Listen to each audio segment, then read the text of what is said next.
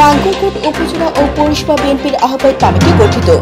নাঙ্গলকোট উপজেলা ও পৌরসভা বিএনপির আহ্বায়ক কমিটি গঠন করা হয়েছে।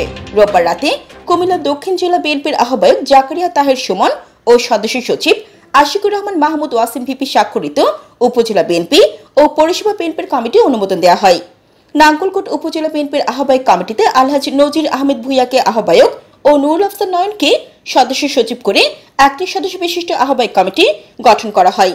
পৌরসভা বিএনপির কমিটিতে আনোয়ার হোসেন মুকুলকে আহ্বায়ক ও আব্দুল কাদের জিলানীকে সদস্য সচিব করে একটি সদস্য বিশিষ্ট পৌরসভা বিএনপির আহ্বায়ক কমিটি গঠন করা হয়।